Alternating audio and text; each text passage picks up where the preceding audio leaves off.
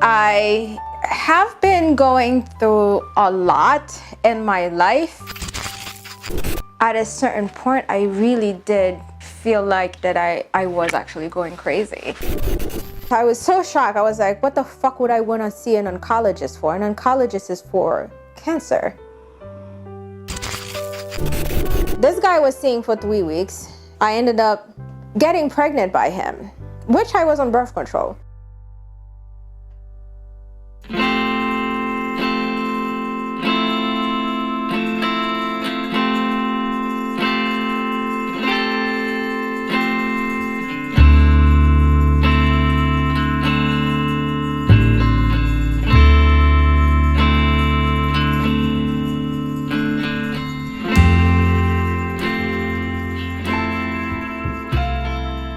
So welcome back to my channel again. This is Jessie.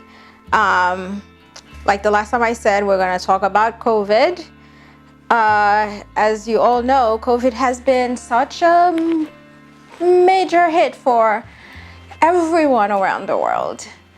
But I wanted to talk about COVID because of what I have experienced myself, being secluded in my own apartment and being scared and not being able to socialize or seeing my friends. What a toll it took on me. At a certain point, I really did feel like in March that I was actually going crazy. I had literally no one to talk about everything that was going on to. I didn't want to talk about it because I know everybody was going through something with this whole thing. And it would have been selfish of me to try to like explain what was my emotion, what I was going through. I just couldn't. So I stayed in my place, although I was going to work at times, but it was very hard to also socialize with people at work because everybody was so scared and terrified.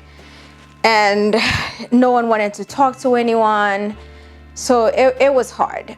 But I remember there was a point for a month that I worked from home and I hated it so much because I couldn't see anyone. I wasn't talking to anyone, that I asked my manager if I can just come into the office because I just did not care if I get COVID.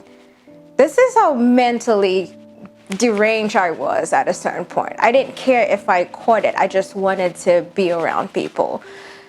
You know, living by yourself during COVID is not an easy thing. And I'm pretty sure I'm speaking for a lot of people that were feeling that way. I'm a single woman. I wasn't dating anybody. I wasn't seeing anybody. I wasn't seeing any friends. I was stuck in my own apartment watching all four walls and did not know what to do with myself.